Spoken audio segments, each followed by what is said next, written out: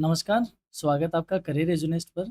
और दोस्तों इस वीडियो में हम चर्चा करेंगे जो सेमेस्टर सेकंड का माइनर पेपर है हिंदी विषय का, जिसका नाम है हिंदी भाषा एवं संप्रेषण कौशल। इस पेपर के जो इम्पोर्टेंट क्वेश्चन है उसको हम इस वीडियो में डिस्कस करने वाले हैं। और ये जो सिलेबस है आपका वो इस तरीके से है, यूनिट फर्स्ट, सेकंड, थर्ड और फोर्थ। बहुत छोटा सा इसका सिलेबस है, बहुत लंबा चौड़ा इसका सिलेबस नहीं है। और जो स्टूडेंट इस बार सेमेस्टर फोर्थ में है उनको भी सेमेस्टर सेकंड का माइनर पेपर देना होगा। जो भी स्टूडेंट कमेंट कर रहे हैं सेमेस्टर फोर्थ वाले, उनका भी यही पेपर है, सेम पेपर है, तो वहाँ कन्फ्यूजन आपको नहीं रहना है। सेमेस्टर सेकंड का ही माइनर पेपर है, वो भी आपके लिए एप्लीकेबल है। तो चलिए कर लेते हैं फर्स्ट यूनिट से ही डिस्कशन। यूनिट फर्स्ट जो कि हिंदी भाषा का परिचय एवं विधि रूप, इससे संबंधित है। तो पहला क्वेश्चन हम देखते हैं, हिंदी भाषा की उत्पत्ति और विकास पर प्रकाश डालिए। हिंदी भाषा की उत्पत्ति अपभ्रंश से मानी जाती है। समय के साथ इसमें अवधि, ब्रिज और खड़ी बोली का प्रभाव रहा है। आधुनिक हिंदी खड़ी बोली पर आधारित है और आज यह शिक्षा, साहित्य, संचार व प्रशासन की महत्वपूर्ण भाषा बनी है या महत्वपूर्ण भाषा है। यानी कि जो हमारा नागरी अपभ्रंश है उससे जो शुरुआती जो भाषा थी उसका फिर ये अपभ्रंश होकर ये क्या बनी, हिंदी भाषा बनी, जो कि इसमें खड़ी बोली का प्रभाव ज़्यादा देखने को मिलता है। राष्ट्रभाषा के रूप में हिंदी का महत्व स्पष्ट कीजिए। हिंदी राष्ट्रभाषा के रूप में संपूर्ण राष्ट्र को या संपूर्ण भारत को एक सूत्र में बांधने का कार्य करती है। यह विभिन्न भाषाई क्षेत्रों के बीच साझा पहचान बनाती है। साहित्य, संस्कृति और राष्ट्रीय एकता की अभिव्यक्ति में इसका विशेष महत्व है। तो ये इसका आंसर है। नेक्स्ट क्वेश्चन है, संपर्क भाषा के रूप में हिंदी की भूमिका समझाइए। हिंदी संपर्क भाषा के रूप में देश के विभिन्न राज्यों में संवाद स्थापित करती है। अलग अलग भाषाएं बोलने वाले लोग हिंदी के माध्यम से आसानी से संप्रेषण कर पाते हैं। संप्रेषण का मतलब होता है दोस्तों कम्युनिकेशन। तो जो हम बात करते हैं कम्युनिकेशन की, तो हिंदी के माध्यम से आसानी से ही कम्युनिकेशन हो पाता है। व्यापार, शिक्षा और पर्यटन में इसका योगदान अत्यधिक है। यानी कि आज हम ट्रेडिंग की बात कर ले, चाहे एजुकेशन की बात करें या टूरिज्म की बात करें, हर जगह हिंदी का बड़ा योगदान है। और हम अगर इसको देखा जाए तो जो हिंदी भाषा है इसकी सीखने में इसमें बड़ी ही आसानी है, जटिलता इसमें नहीं है। तो संपर्क भाषा के तौर पे हिंदी का बड़ा ही महत्व देखने को मिलता है। अगला क्वेश्चन है, राजभाषा और राष्ट्रभाषा में क्या अंतर है? राष्ट्रभाषा सांस्कृतिक व भावनात्मक स्तर पर देश को आपस में जोड़ती है, जबकि राजभाषा प्रशासनिक और सरकारी कामकाज की भाषा होती है। यानी सरकार या राज्य के जो भी कार्य होते हैं वो जिस भाषा में होते हैं उस भाषा को राजभाषा कहते हैं। और राष्ट्रभाषा की बात करें तो ये अपनी संस्कृति को और इमोशंस को, यानी कि अपने इमोशन को, भाव को, उस स्तर पे देश को ये व्यापक तौर पे एक साथ लेकर आती है। भारत में हिंदी राष्ट्रभाषा के रूप में प्रतिष्ठित है और भारतीय संविधान के अनुसार राजभाषा भी क्या है? हिंदी ही है। अगला क्वेश्चन है, राजभाषा के रूप में हिंदी की स्थिति पर संक्षेप में या संक्षिप्त में इसकी स्थिति को वर्णन करो।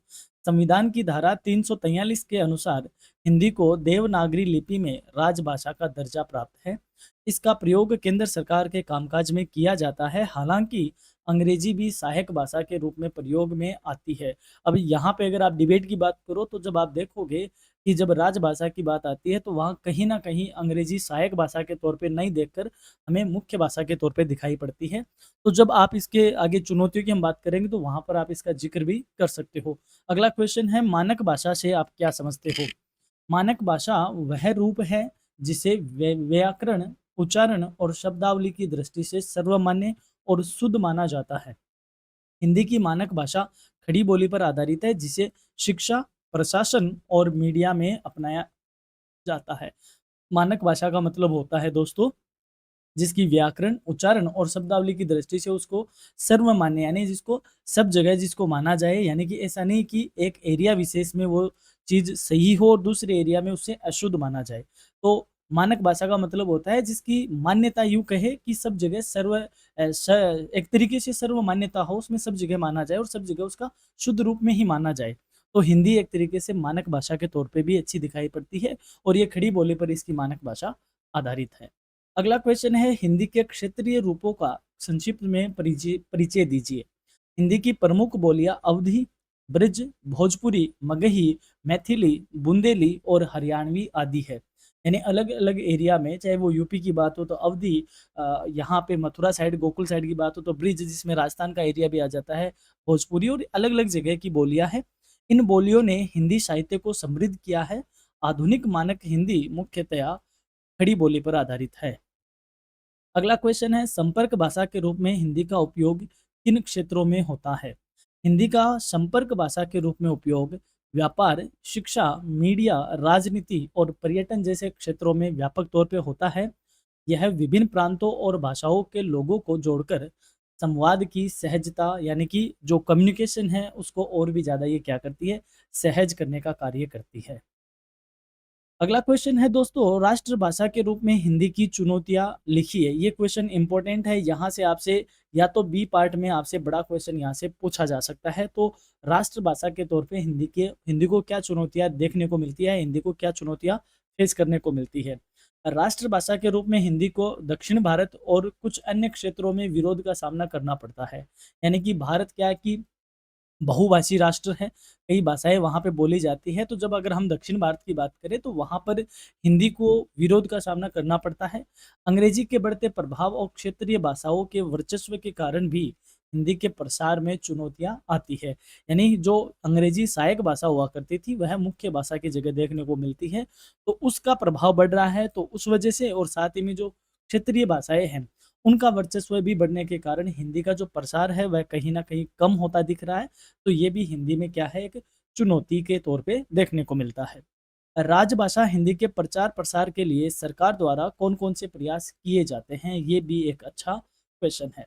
सरकार राजभाषा हिंदी के प्रचार-प्रसार के लिए हिंदी पखवाड़ा, कार्यशालाएँ, प्रोत्साहन योजनाएँ और राजभाषा पुरस्कार जैसे कार्यक्रम चलाती रहती है। यानी कि कभी जब हिंदी दिवस आता है तो सरकार हिंदी पखवाड़ा मनाती है, कार्यशालाएँ कई तरीके के वर्कशॉप लगाती है, प्रोत्साहन स्कीम्स भी लेके आती है, पुरस्कार जैसे मोटिवेशन भी लाती है, ताकि राजभाषा के तौर पे हिंदी का प्रचार अधिक से अधिक हो। इसके अलावा प्रशासनिक स्तर पर हिंदी में कार्य करने के लिए अधिकारियों को प्रशिक्षण भी दिया जाता है। तो ये सरकार द्वारा वो प्रयास है जो कि हिंदी को राजभाषा के तौर पर वर्चस्वशाली, या यूँ कहें प्रचार प्रसार के तौर पे सरकार ये प्रयास करती रहती है।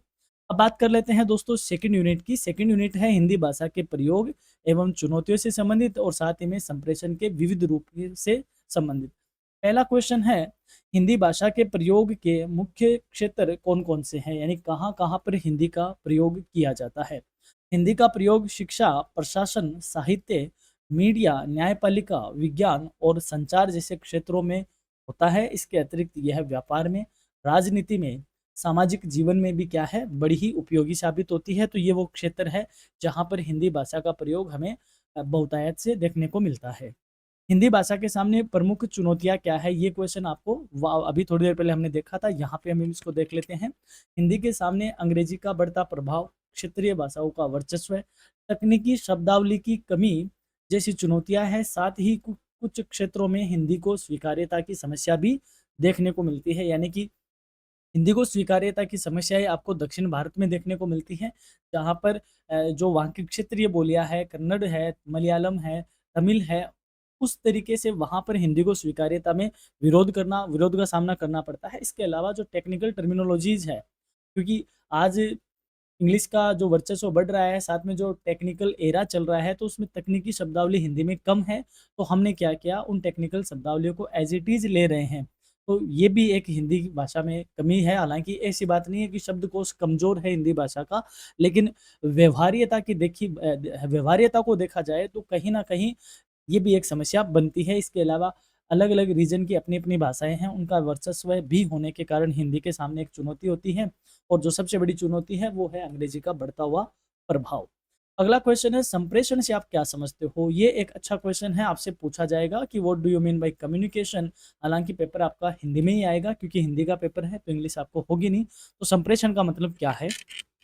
संप्रेषण का अर्थ है विचारों, भावनाओं व सूचनाओं आदि का आदान-प्रदान करना। यानी अभी मेरे जो विचार हैं, वो एक माध्यम से कहाँ तक पहुँच रहे हैं, आप तक पहुँच रहे हैं, और ये कम्युनिकेशन कहा जाएगा। और इसका जो मेन काम होता है कि मैं जिस मैनर में आपको पहुँचाना चाह रहा हूँ, क्या उसी मैनर में आप समझ रहे हो? इसका आप मुझे क्या दो? फीडबैक दो। फीडबैक आप मुझे कमेंट करके बता सकते हो, लाइक करके बताते हो, तो वह क्या है?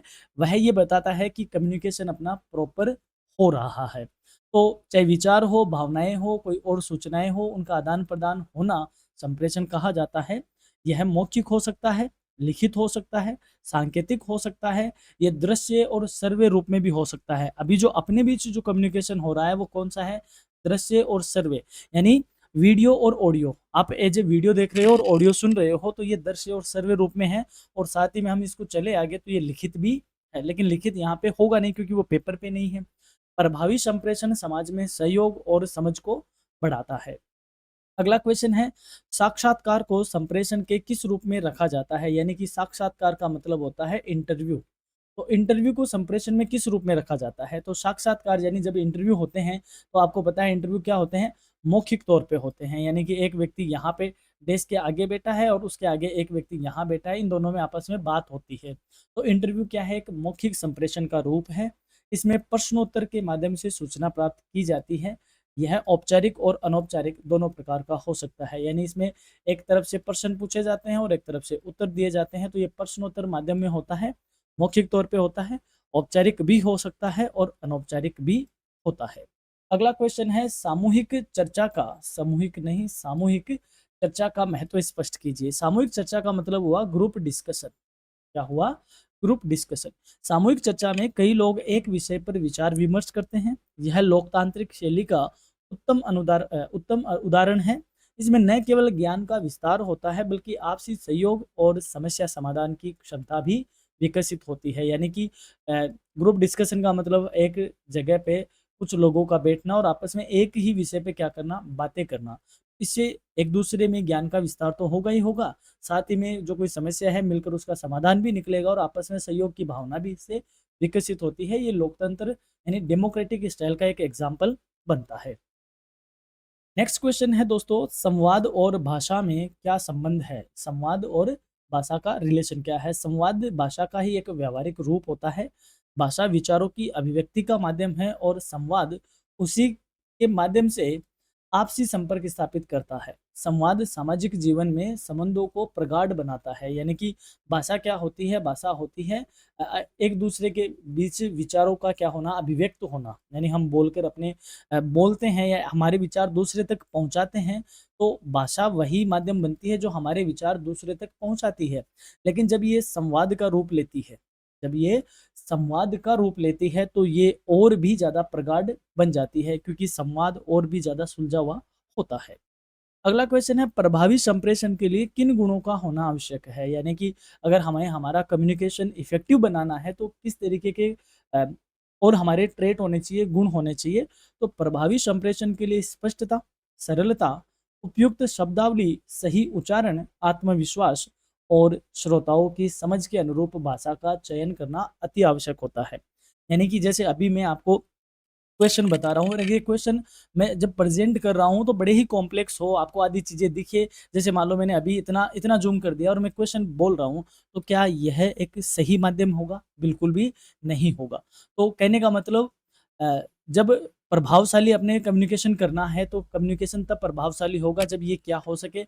स्पष्ट हो, क्लियर हो, साथ ही में सरल तरीके से किया जाए। टर्मिनोलॉजी यानी जो शब्दावली यूज की जा रही है वो वैसी हो कि हमारी ऑडियंस उसको समझ सके। उच्चारण मेरे यहाँ से सही हो, कॉन्फिडेंस हो, बोलने सुनने वालों की समझ के अनुरूप, यानी कि जहाँ पे आप भाषण दे रहे हो या कह रहे हो, कम्युनिकेशन कर रहे हो, वहाँ के लोग हिंदी जानते हैं और आप मलयालम में क्या कर रहे हो? बहुत अच्छा भाषण दे रहे हो। क्या आपकी बात पहुँचेगी इन तक? नहीं पहुँचेगी। क्योंकि आपकी ऑडियंस जिस भाषा को समझती है, उसी के अनुरूप आपको भी अपनी संप्रेषण की भाषा का चयन करना आवश्यक होता है। तो संप्रेषण को प्रभावी बनाने के लिए ये सारी बातों का या होना ज़रूरी है। अगला क्वेश्चन आता है दोस्तों, तकनीकी क्षेत्र में हिंदी भाषा की चुनौतियाँ लिखी है। अब देखो, अभी तक हमने बात करी थी हिंदी भाषा के समक्ष क्या चुनौतियाँ हैं। अब हमें एक एरिया दे दिया कि अगर टेक्नोलॉजी एरिया है तो उसमें हिंदी भाषा के समक्ष क्या चुनौतियाँ हैं। तो तकनीकी क्षेत्र में हिंदी की चुनौतियाँ मुख्यतया मानकीकृत शब्दावली की कमी है, अंग्रेजी पर अत्यधिक निर्भरता और अनुवाद की जटिलता का होना, और इससे हिंदी का प्रयोग सीमित हो जाता है। यानी कि जैसे आज मैं कहूँ, कंप्यूटर को हिंदी में क्या कहते हैं? संगणक कहते हैं। तो अगर मैं कंप्यूटर कहता हूँ तो आप इजीली इस चीज़ को समझ जाओगे, लेकिन जैसे मैंने संगणक कहा, अब ये टिपिकल हो गया। यानी कि जो अनुवाद है वो जटिलता है, क्योंकि टेक्नोलॉजी जो टेक्निकल टर्मिनोलॉजीज है वह थोड़ी हिंदी में कम है, और जब हम उसको प्रॉपर हिंदी में लेके आते हैं तो वह बहुत ज़्यादा स्टैंडर्ड की हो जाती है। उससे लोग उसका प्रयोग करने से भी बचते हैं, क्योंकि लोग उसको समझ नहीं पाते। तो ये हिंदी के सामने तकनीकी क्षेत्र में कमी देखने को मिलती है आज। यानी कि जैसे भी स्टोरेज है, जैसे मैंने कहा कि आपके मोबाइल का स्टोरेज कितना है, तो आप इजीली समझ रहे हो कि 180 टू 128 जीबी है। लेकिन जैसे मैं कहूँ, आपके मोबाइल की या दूरभाष यंत्र की भंडारण क्षमता कितनी है, तो ये थोड़ा सा क्या हो गया? टेक्निकल हो गया। तो ये हिंदी के सामने तकनीकी क्षेत्र में चुनौतियां देखने को मिलती है। अगला क्वेश्चन है, हिंदी को संपर्क भाषा के रूप में प्रयोग करने से क्या लाभ होते हैं? यानी कि संपर्क भाषा का मतलब होता है बोलचाल की भाषा। संपर्क भाषा के रूप में हिंदी अलग अलग भाषाई समूहों को आपस में जोड़ती है। ये संचार को सहज बनाती है और आपसी समझ तथा एकता को प्रोत्साहित करती है। जैसे मान लो अभी मैं ये सारा पेपर केवल इंग्लिश में आपको डिटेक्ट करूं तो आपके लिए कॉम्प्लेक्स हो जाएगा। तो हिंदी क्या करती है? हिंदी ऐसी भाषा है जो कम्युनिकेशन को आसान करती है, सहज बनाने का काम करती है। तो ये संपर्क भाषा में इसके लाभ है। अगला क्वेश्चन है, आधुनिक समय में हिंदी भाषा को बढ़ावा देने के क्या उपाय है, बताइए? हिंदी को बढ़ावा देने के लिए तकनीकी शब्दावली का विकास होना चाहिए। शिक्षा और प्रशासन में इसका अधिक प्रयोग होना चाहिए।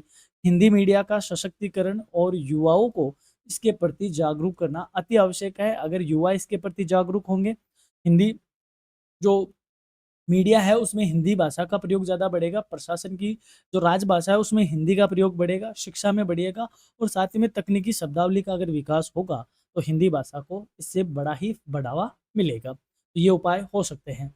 अब हम बात करते हैं यूनिट थर्ड की। यूनिट थर्ड देवनागरी लिपि का मानकीकरण और हिंदी के महत्वपूर्ण पत्र पत्रिकाओं से संबंधित है। पहला क्वेश्चन है, देवनागरी लिपि की प्रमुख विशेषताएं क्या है? देवनागरी लिपि ध्वन्यात्मक है, यानी जैसा उच्चारण होगा वैसा ही उसका क्या होगा? लेखन होगा। इसमें स्वर और व्यंजन स्पष्ट रूप से अलग अलग है। यह बाएं से दाएं लिखी जाती है और वैज्ञानिक दृष्टि से सरल है और व्यवस्थित मानी जाती है। यानी कि अभी जो आप लिपि देख रहे हो आपकी स्क्रीन पे जो है, ये कौन सी लिपि है दोस्तों? ये देवनागरी लिपि है। हमें पता है हमारे स्वर अलग है, जिसमें हम ए आ पढ़ते हैं, ये हमारे स्वर है। व्यंजन जिसमें हम क ख ग पढ़ते हैं, ये हमारे व्यंजन है। जिस प्रकार जिनका प्रोनाउंसिएशन होता है, उच्चारण होता है, उसी तरीके से उसको लिखा जाता है। यानी कि जिस अक्षर की जो ध्वनि होती है उसी के अनुरूप उसका उच्चारण होता है, और ये सरल है और बड़ी ही सिस्टमेटिक है। तो देवनागरी लिपि की आपने कुछ विशेषताएं देखी। अगला क्वेश्चन है, देवनागरी लिपि के मानकीकरण की आवश्यकता क्यों पड़ी? हिंदी के प्रसार और एकरूपता बनाए रखने के लिए मानकीकरण आवश्यक हुआ। विभिन्न क्षेत्रों में अलग अलग लेखन पद्धतियों से भ्रम उत्पन्न होता है। मानकीकरण से लेखन, मुद्रण और शिक्षा में समानता स्थापित हुई है। यानी देवनागरी लिपि का स्टैंडर्डाइज होना। स्टैंडर्डाइज होने का मतलब क्या होगा? जिसको सर्वमान्य किया जाए कि भाई देखो कै ऐसे ही लिखा जाएगा। आपको याद होगा दोस्तों, आपको तो नहीं याद होगा, जैसे हम जब छोटे थे शुरुआती टाइम पे हम स्कूल जाते थे तो हम झ को इस तरीके से लिखते थे, और आज जो झ लिखा जाता है वो इस तरीके से लिखा जाता है। तो ये जो बाद में मैंने जय लिखा है ये सर्वमान्य है। ये हालाँकि ये भी सर्वमान्य है, लेकिन अब जो बच्चे पढ़ रहे हैं उनको नहीं पता कि ये जय है, क्योंकि बहुत पहले इसको हटा दिया गया है व्यंजनों से, अब इसको यूज़ करने लग गए हैं। तो आप जब देखोगे देवनागरी को, जब आप टाइपिंग भी करते हो हिंदी की, तो ये वाला जय आपको देखने को मिलता है। तो ये होता है कि जो सब जगह माना जाए, यानी कि हम शुरुआत में पढ़ते थे तो हम ख को ऐसे लिखते थे। अब जो ख लिखा जाता है वो हालाँकि शुरुआत से ही ऐसा लिखा जाता होगा, लेकिन हम इसको इस तरीके से पढ़े र और व के तौर पे। तो कहने का मतलब जो सर्वमान्य हो जाए तब वह क्या होता है? मानकीकरण होता है, या यूँ कहे मानकीकरण होने से वह क्या होता है? सर्वमान्य होता है। जब सर्वमान्य होगा तो लेखन में समानता आएगी, उसकी मुद्रण में यानी कि प्रिंटिंग में समानता आएगी, और शिक्षा में भी क्या आएगी? समानता आएगी। इसलिए देवनागरी लिपि की मानकीकरण की आवश्यकता महसूस हुई। अगला क्वेश्चन है, देवनागरी लिपि का स्वरूप कैसा है? यानी क्या-क्या है इसमें? तो देवनागरी लिपि में 13 स्वर हैं, 33 व्यंजन माने जाते हैं। इसमें मात्राओं का प्रयोग ध्वनियों के अनुसार होता है। यह लिपि संस्कृत, हिंदी, मराठी और नेपाली सहित कई भाषाओं में क्या की जाती है? प्रयुक्त की जाती है। यानी हमें पता है जैसे हम ए लिखते हैं तो हम ऐसे करते हैं, यानी ए की मात्रा क्या है? ये। तो आपने कै लिखा तो आप कै ऐसे लिखोगे। आ की मात्रा क्या है दोस्तों? ये है। तो आप का लिखोगे तो आप इसके इस तरीके से, तो जैसी इसकी ध्वनि है, जो मात्रा है उसके अनुसार उसकी ध्वनि के प्रयोग होते हैं। 13 स्वर होते हैं, 33 व्यंजन होते हैं और साथ ही में संस्कृत की, मराठी की, नेपाली की और हिंदी की देवनागरी लिपि ही है। अगला क्वेश्चन है, देवनागरी लिपि को वैज्ञानिक क्यों कहा जाता है? देवनागरी लिपि को वैज्ञानिक इसलिए कहा जाता है क्योंकि इसमें वर्णों की ध्वनियाँ स्पष्ट रूप से अंकित होती हैं। उच्चारण और लेखन में सीधा संबंध है। इसके कारण सीखना और पढ़ना अपेक्षाकृत क्या होता है? आसान होता है। मैं यहाँ पे एक एग्जांपल दूंगा, ये कोई मैं कंट्रोवर्सी क्रिएट नहीं कर रहा हूँ। जैसे मान लो आपने इंग्लिश का ये वर्ड है KNIGST, इसको भी नाइटी बोला जाएगा और NIGHT इसको भी क्या बोला जा रहा है? नाइटी बोला जा रहा है। नाइफ की बात करें तो इसको भी नाइफ और इससे NIFC इसको भी नाइफ। तो कहने का मतलब क्या होता है कि इंग्लिश में कुछ जो अक्षर होते हैं वो क्या होते हैं? साइलेंट होते हैं। लेकिन क्या हिंदी में साइलेंट होते हैं? आपने अगर ऐसे बोला नंदन, तो इसमें ये न भी बोला जा रहा है। तो यानी कहने का मतलब इसमें हर एक वर्ण का जो ध्वनि है वो पहले से फिक्स है, उसको वहीं से ही उसका उच्चारण होता है और उस वर्ण का या उस उच्चारण का लेखन से डायरेक्ट रिलेशन है। इसलिए देवनागरी लिपि को क्या कहा जाता है? वैज्ञानिक कहा जाता है, साइंटिफिक कहा जाता है, आसान भी है ये। अगला क्वेश्चन है, हिंदी की पहली पत्रिका कौन-सी मानी जाती है? हिंदी की पहली पत्रिका उद्दंत मार्तंड मार्तंड मानी जाती है, जिसे पंडित जुगल किशोर शुक्ल ने 1826 ईस्वी में कलकत्ता से प्रकाशित किया था। इस पत्रिका ने हिंदी पत्रकारिता की नींव रखी थी। तो ये एक अच्छा क्वेश्चन है। अब मैं इसमें थोड़ा-सा मैं आपको ये कहूँगा कि इस क्वेश्चन को एक बार दोबारा से आप गूगल ज़रूर कीजिएगा कि वास्तव में उद्दंत मार्तंड ही ये पहली मानी जाती है क्या? मैं थोड़ा-सा आप पे छोड़ रहा हूँ कि इसको एक बार आप क्रॉस चेक ज़रूर कीजिएगा। मैंने इनको क्रॉस चेक नहीं किया है, जैसा मुझे क्वेश्चन मिले थे मैं आपके सामने डिटेक्ट कर रहा हूँ। हिंदी की पत्रकारिता में भारत मित्र पत्र का योगदान लिखिए। भारत मित्र 1878 में प्रकाशित हुआ। इस पत्र ने राष्ट्रीय चेतना को जगाने और समाज सुधार के विचारों को प्रसारित करने में महत्वपूर्ण भूमिका निभाई। यह हिंदी पत्रकारिता के इतिहास में मील का पत्थर साबित हुआ। अगला है, कवि वचन सुधा पत्रिका का महत्व बताइए। कवि वचन सुधा का प्रकाशन 1854 में भारतेंदु हरिश्चंद्र ने किया। इसने हिंदी साहित्य, समाज सुधार और राष्ट्रीय आंदोलन के प्रचार प्रसार में उल्लेखनीय योगदान दिया। अब देखो दोस्तों, ये पत्र पत्रिका है, ये क्या है? आज आप देखते होंगे कि आपने व्हाट्सएप पे कोई चैनल है, ठीक है? फेसबुक पे कोई पेज बना हुआ है, इंस्टा पे कोई पेज बना हुआ है। तो आज यहाँ से वो चीज़ें हो रही हैं क्योंकि आज से पहले यानी आज हम टेक्निकल एरा में हैं। एक समय आज से अगर हम 20 साल पहले जाएँ और भी पीछे जाएँ, तो उस टाइम ना तो इस तरीके का कोई मीडिया था यानी सोशल मीडिया जैसा कुछ नहीं था। वहाँ पे जब प्रिंट मीडिया हुआ करता था, पत्रिकाएँ हुआ करती थी। तो ये जो पत्रिकाएँ हैं, कवि वचन सुधा का होना या फिर ऊपर ने पढ़ा भारत मित्र वगैरह, तो ये मान लो ये उस ज़माने के पेज थे, चैनल थे। जिनमें एक पर्टिकुलर वो चीज़ें की जाती थी, लिखी जाती थी और उनका प्रचार-प्रसार होता था। अगला क्वेश्चन है, हिंदी की पत्रकारिता में हिंदी प्रदीप की क्या भूमिका रही है? हिंदी प्रदीप का प्रकाशन 1877 ईस्वी में शुरू हुआ। इस पत्र ने राष्ट्रीय आंदोलन को दिशा दी और समाज में राजनीतिक चेतना जागृत करी। यह उस समय का लोकप्रिय और प्रभावशाली पत्र हुआ करता था। देवनागरी लिपि का मानकीकरण किस संस्था ने किया? ये अच्छा क्वेश्चन है। देवनागरी लिपि के मानकीकरण का कार्य नागरी प्रचारिणी सभा काशी ने किया। इस संस्था ने वर्णमाला, वर्तनी और लेखन शैली को एक रूप एक रूप करने में महत्वपूर्ण योगदान दिया। तो नागरी प्रचारिणी सभा काशी ये आपके लिए इम्पोर्टेंट है। इस सभा ने या इस संस्था ने देवनागरी लिपि का मानकीकरण करने में बड़ा ही योगदान दिया। अगला क्वेश्चन है, हिंदी की प्रमुख आधुनिक पत्र पत्रिकाओं के नाम लिखिए। आधुनिक हिंदी की प्रमुख पत्र पत्रिकाओं में धर्मयुग, शारिका, नव भारत टाइम्स, साप्ताहिक हिंदुस्तान और आज प्रमुख है। इन पत्र पत्रिकाओं ने हिंदी साहित्य, संस्कृति और पत्रकारिता को नई दिशा देने का काम किया है। अब बात कर लेते हैं यूनिट 4 की। व्यावसायिक क्षेत्र में हिंदी व्यवहारिक लेखन कौशल से संबंधित है। इसका पहला क्वेश्चन है, व्यावसायिक क्षेत्र में हिंदी का महत्व स्पष्ट कीजिए। व्यावसायिक क्षेत्र में हिंदी ग्राहकों और उपभोक्ताओं से संवाद का सरल माध्यम है। विज्ञापन, विपणन और व्यापारिक लेन-देन में हिंदी की भूमिका अत्यंत महत्वपूर्ण है। इससे ग्राहकों में विश्वास और सहजता बढ़ती है। अब जैसे मैं इसका एग्ज़ाम्पल आपको दूँगा कि जो साउथ इंडिया है, दक्षिण भारत है, उसकी जो मूवीज़ है, बहुत अच्छा-अच्छा कंटेंट होता है क्योंकि इंडिया बहुत ही बड़ा कंट्री है, 7th लार्जेस्ट कंट्री है दुनिया का। तो यहाँ पे कई तरीके की भाषाएँ हैं, तो अगर हमें दूसरे लोगों तक अपना नॉलेज बढ़ाना है, क्योंकि उन मूवीज़ के लिए अगर हिंदी भाषी जो ग्राहक है, वो तो उनके लिए ग्राहक का ही काम करेंगे, क्योंकि वो पैसे देंगे, तो उनको हिंदी में डबिंग की जाती है। तो हिंदी में डबिंग होने से क्या हुआ, उसका संवाद क्या हो गया, सरल हो गया, जो हिंदी ऑडियंस को भी अट्रैक्ट करता है। तो ये एडवर्टाइज़मेंट में भी, मार्केटिंग में भी और जो बिज़नेस के ट्रांज़ैक्शन होते हैं, उनमें भी हिंदी की भूमिका है, बड़ी ही महत्वपूर्ण साबित होती है। साथ ही में ग्राहकों में इससे विश्वास बढ़ता है और सहजता बढ़ती है, क्योंकि इससे लोकेलिटी दिखती है और भावनात्मक रिलेशन बनते हैं। अगला क्वेश्चन है, व्यावहारिक लेखन कौशल से आप क्या समझते हो? व्यावहारिक लेखन कौशल से तात्पर्य स्पष्ट, संक्षिप्त और प्रभावी लेखन क्षमता से है। इसमें पत्र, रिपोर्ट, सूचना, आवेदन, नोटिस और विज्ञापन आदि लिखने की योग्यता आती है। अगला क्वेश्चन है, व्यावसायिक हिंदी और साहित्यिक हिंदी में क्या अंतर है?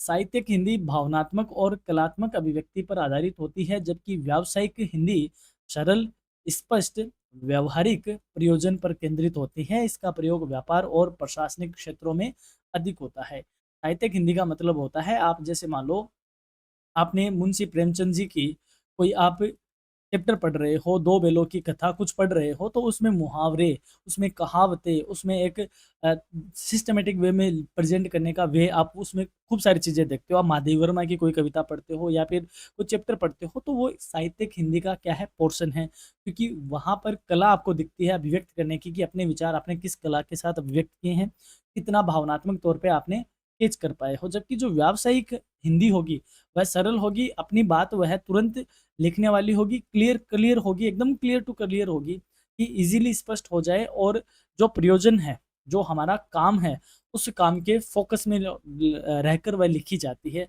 तो जो व्यावसायिक हिंदी है, वो व्यापार और प्रशासनिक दृष्टि से ज़्यादा यूज़ की जाती है। जो साहित्यिक हिंदी है, वो कलात्मक अभिव्यक्ति पर ज़्यादा आधारित होती है। अगला क्वेश्चन है, कार्यालयीन कार्यों में हिंदी का प्रयोग किन रूपों में होता है? यानी कि कोई ऑफिस की बात करें तो ऑफिस में हिंदी का यूज किस तरीके से होता है? कार्यालयीन कार्यों में हिंदी का प्रयोग पत्र व्यवहार, रिपोर्ट, सूचना, नोटिस, प्रपत्र भरने, विज्ञापन और आधिकारिक दस्तावेजों के लेखन में किया जाता है। इसमें कार्य प्रणाली में स्पष्टता और पारदर्शिता आती है, यानी कि जितने भी जो अपन ने काम पढ़े हैं यहाँ पे, चाहे वो रिपोर्ट हो, सूचना हो, नोटिस हो, ये सब में हिंदी का बड़ा ही प्रयोग किया जाता है, ऑफिस लेवल पे भी। व्यावसायिक पत्र की विशेषताएं लिखिए। अच्छा क्वेश्चन है, याद करिएगा इसको। व्यावसायिक पत्र संक्षिप्त होना चाहिए, स्पष्ट होना चाहिए, औपचारिक और विनम्र भाषा में लिखा हुआ होना चाहिए। इसमें विषय से संबंधित सभी आवश्यक बिंदु तार्किक रूप से प्रस्तुत किए जाते हैं, यानी कि जैसे आप कभी आप छुट्टी पे रहे हो, तो आपने एप्लीकेशन दी होगी, तो एप्लीकेशन लिखते हो, तो एप्लीकेशन कैसे लिखते हो आप? सेवा में श्रीमान, ऐसे करके, हालाँकि ये व्यावसायिक पत्र का प्रकार नहीं है। अ, स सेवा में श्रीमान प्रधानाचार्य महोदय, आपकी स्कूल का नाम लिखा, फिर आपने विषय लिखा कि बीमार होने के कारण स्कूल में उपस्थित नहीं हो सकता। श्रीमान मैं 2 दिन से बीमार हूँ, कृपया मुझे 1 दिन का अवकाश देने की कृपा करें, आपका आज्ञाकारी शिष्य। अब चाहे आप आज्ञा मानते नहीं हो आप अपने गुरुजी की, आपने कभी अपने गुरुजी को श्रीमान कहा ही नहीं हो, पीछे से आपने चाहे कुछ कहा ही होगा, लेकिन आपको पता है आपकी भाषा आपने क्या लिखी है, विनम्र लिखी है। उसी हिसाब से जो व्यावसायिक पत्र होते हैं, जैसे मान लो आप एक ट्रेडर हो और आप अपने कस्टमर को से पैसा लेना चाह रहे हो, आपने उधार में उनको कोई माल बेचा था, आप उससे पैसा ले रहे हो, तो आप बड़ी ही विनम्र भाषा का उसमें प्रयोग करोगे, औपचारिक तरीके से प्रयोग किया जाता है, तो व्यावसायिक पत्र लिखने की अपनी एक शैली होती है। अगला क्वेश्चन है, विज्ञापन लेखन में हिंदी की भूमिका बताइए। विज्ञापन लेखन में हिंदी का प्रयोग ग्राहकों तक सीधे पहुंचने में सहायक होता है। हिंदी विज्ञापन स्थानीय और राष्ट्रीय स्तर पर अधिक प्रभाव डालते हैं, क्योंकि यह लोगों की मातृभाषा से जुड़कर असर छोड़ते हैं। यानी कहने का मतलब, आप जहाँ पे एडवर्टाइज़मेंट करना चाहते हो अपने प्रोडक्ट का, जहाँ अपना प्रोडक्ट आप बेचना चाहते हो, तो उस एरिया में जो लैंग्वेज चलती है, मोस्टली आप इंडिया की बात करते हो और उत्तर भारत की बात करते हो, तो उत्तर भारत में चाहे वो हरियाणवी एरिया हो, पंजाबी हो, चाहे राजस्थान का हो, यदि आप हिंदी में एडवर्टाइजमेंट करते हो तो भी इजीली वह सबको कम्युनिकेट हो जाता है। तो आप हिंदी में अगर कम्युनिकेट करते हो तो आप डायरेक्ट अपने कस्टमर तक पहुंच पाते हो। इससे क्या होगा, आप उनकी मातृभाषा से जुड़ोगे तो आपके एडवर्टाइजमेंट का उस पर असर भी ज़्यादा पड़ेगा और इस प्रकार आप अपना एडवर्टाइजमेंट कर पाओगे और अपना प्रोडक्ट भी बेच पाओगे। अगला है सूचना लेखन क्या है? सूचना लेखन का अर्थ है किसी घटना, कार्यक्रम या आदेश को संक्षेप में स्पष्ट रूप से और व्यवस्थित ढंग से लिखना क्या कहा जाता है? सूचना कहा जाता है। इसका प्रयोग विद्यालय विद्यालय कार्यालय और संस्थागत स्तर पर सूचना प्रसारित करने में किया जाता है। सूचना है जैसे एक रिपोर्ट भी होती है कि आपके कॉलेज में कोई प्रोग्राम हुआ, उसकी न्यूज़ कटिंग आप देते हो, न्यूज़ में रिपोर्ट देते हो, तो क्या घटना थी, किस तरीके का कार्यक्रम था और एकदम संक्षेप में और स्पष्ट रूप में आप तुरंत वो सारी चीज़ें लिख देते हो कि आज हमने ये काम करवाया था। तो वह क्या होती है? सूचना होती है, संक्षिप्त होती है, छोटी होती है। अगला क्वेश्चन है नोटिस लेखन की मुख्य विशेषताएँ बताइए। नोटिस संक्षिप्त, औपचारिक और तिथि, समय, स्थान आदि से संबंधित आवश्यक जानकारी से युक्त होना चाहिए और इसमें भाषा स्पष्ट होनी चाहिए, सटीक होनी चाहिए ताकि पाठक को आवश्यक संदेश तुरंत समझ में आ जाए। यानी जब हम नोटिस देते हैं, यानी आप अपनी कॉलेज में देखते होंगे कि आपके मिड टर्म स्टार्ट हो गए हैं, तो उसका नोटिस इस तरीके से होता है। ऊपर उसका डिटेल होता है कि mid term semester first second जो भी है, और फिर होता है आगे इसमें तुरंत कि सभी स्टूडेंट चाहे वो बीए बीकॉम बीएससी की सेमेस्टर फर्स्ट के हो सेकंड के हो, उनको सूचित किया जाता है कि आपका मिड टर्म फला फला तारीख से फला फला तारीख के बीच होगा। सभी छात्र उस हिसाब से प्रिपेयर करें, टाइम टेबल जल्दी शेयर हो जाएगा। तो देखो, एकदम सिंपल सी बात थी कि तारीख आपकी हो जाए, कब होगा, समय उसमें दे दिया, स्थान आपका बता दिया, जो जो मेन जानकारी थी वो एक साथ बता दी। भाषा एकदम स्पष्ट थी, सबको समझ में आ गई। और वहीं इसको अगर हम साहित्यिक तरीके से कहेंगे कि एग्ज़ाम देना, तो एग्ज़ाम तो यूँ ही आती रहेगी जीवन में, ये वो, तो ये नहीं होता। नोटिस लेखन क्या होता है? औपचारिक होता है, फॉर्मल होता है, बहुत संक्षिप्त होता है और जो बातें बतानी होती है वो तुरंत इसमें वही लिखी जाती है। अगला क्वेश्चन है आवेदन पत्र के अनिवार्य अंग कौन-कौन से हैं? आवेदन पत्र का मतलब होता है एप्लीकेशन। आवेदन पत्र में प्रेषक का पता, तिथि, प्राप्तकर्ता का नाम और पद, विषय, विनम्र भाषा में निवेदन, संक्षिप्त विवरण और अंत में हस्ताक्षर प्रमुख अंग होते हैं। यानी कि इस तरीके से होता है कि इधर आपने किसकी तरफ से आ रहा है उसका हो गया, इधर किसको भेजा जा रहा है उसका हो गया। इसे आपने विषय लिख दिया, यहाँ पे नंबर निवेदन कर दिया, यहाँ पे आपकी मैसेज बॉडी होगी और नीचे आपने हस्ताक्षर करके इसको एंड कर दिया। तो ये जो जितनी भी बातें हैं ये इसके प्रमुख अंग होते हैं। अगला क्वेश्चन है व्यावसायिक क्षेत्र में हिंदी को बढ़ावा देने के लिए क्या उपाय हो सकते हैं? यानी कि हम इसको अगर आज बिजनेस के एरिया में भी हिंदी को बढ़ावा देते हैं तो किस तरीके से हम हिंदी को बढ़ावा दे सकते हैं? व्यावसायिक क्षेत्र में हिंदी को बढ़ावा देने के लिए प्रशासनिक कामकाज हिंदी में करना, विज्ञापनों और अनुबंधों में हिंदी का प्रयोग बढ़ाना तथा साथ ही में प्रशिक्षण और कार्यशालाओं के माध्यम से कर्मचारियों को प्रोत्साहित करना, इस तरीके से भी हम हिंदी का प्रयोग बढ़ा सकते हैं व्यवसायिक क्षेत्र में कि हम ज़्यादा से ज़्यादा काम जो भी है हिंदी में करें। एडवर्टाइजमेंट वगैरह होते हैं, जो भी कॉन्टैक्ट वगैरह होते हैं, उनको हम हिंदी में करें। लेकिन उल्टा होता है, आप अगर जैसे मान लो एलआईसी का भी, आपने एलआईसी ली तो एलआईसी के 4 पेज होंगे फॉर्म के, अनुबंध होगा, इसमें एक कॉन्ट्रैक्ट होता है आपके साथ कि ये काम होगा तो इस तरीके से आपका कॉन्ट्रैक्ट होगा। तो मज़े की बात ये होती है कि वो सारा किस में होता है? अंग्रेजी में होता है। अब जो एलआईसी ले रहा है वह निरा हिंदी भाषी आदमी है, उसको अंग्रेजी नहीं पल्ले पड़ती, लेकिन फिर भी एजेंट कहता है यहाँ पे साइन कर दो आप, तो वो कर देता है। फिर आपने ओ माई गॉड देखी है ना, गॉड ऑफ एक्ट वगैरह होते हैं, क्योंकि होता क्या है कि हमने हिंदी को अपनी कामकाज की भाषा नहीं बना रखा है। तो हिंदी को अनुबंधों में, कामकाज की भाषा में, प्रशिक्षण में, इनमें सब में यूज किया जाए और कार्यशालाओं और सेमिनार के माध्यम से कर्मचारियों को या लोगों को इसके बारे में अवेयर करें ताकि इसका प्रभाव और बढ़ सके। अब बात कर लेते हैं लॉन्ग आंसर टाइप क्वेश्चन की। अब देखो, क्योंकि हम इसका वन शॉट क्वेश्चन नहीं, वन शॉट वीडियो नहीं बना रहे हैं, टाइम यदि हुआ तो हम इस पे बनाएंगे और आपका इस वीडियो पे आपका क्या रेस्पॉन्स आता है। यदि इस वीडियो पे अच्छा रेस्पॉन्स आता है और अगर आपकी डिमांड हुई तो हम वन शॉट वीडियो की तरफ भी जाएंगे, क्योंकि एग्जाम में अभी टाइम है। लेकिन अभी हमारा विचार है कि हम इसके क्वेश्चन आंसर आपको दे दें। बाकी अगर आपकी ज़रूरत हुई तो हम इसका ज़रूर वन शॉट वीडियो बनाएंगे। तो आपका जो बड़े वाले क्वेश्चन है वो भी हमने विद आंसर इसमें रखा हुआ है। अब मैं क्या है कि सारी चीज़ें यहाँ पे डिडक्ट नहीं करूँगा, डिडक्ट करूँगा तो फिर ये वीडियो बहुत लंबा हो जाएगा और बोरिंग भी आपको फील होने लग जाएगा। हर यूनिट वाइज हमने लंबे-लंबे क्वेश्चन यानी कि जो बड़े आंसर टाइप क्वेश्चन हैं, उनको भी हमने यहाँ पे रखा है। अब आप चाहते हो कि आपको ये पीडीएफ मिले, तो पीडीएफ मिलेगी तो आपको विजिट करना पड़ेगा हमारी वेबसाइट पे, और जैसे आप वेबसाइट पे जाओगे तो वहाँ स्टडी मटेरियल होगा।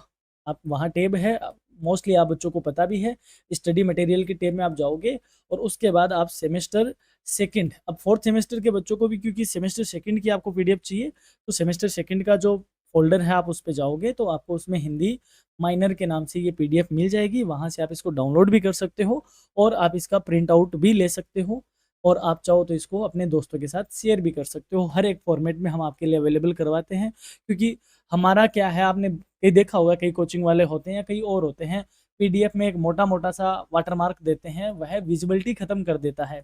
हमारा इरादा ये नहीं है कि हम बच्चे को परेशान करें, हमारा है कि हम स्टूडेंट को कंटेंट प्रोवाइड करवाएँ और स्टूडेंट उस कंटेंट से अपनी एग्ज़ाम में अच्छे से लिख पाए। हम उसको डिस्ट्रैक्ट नहीं करना चाहते, इसलिए हम हमारे पीडीएफ में आपने देखा होगा कोई तरह का वाटरमार्क यूज़ नहीं करते, कोई तरीके का उसमें रेस्ट्रिक्शंस नहीं है।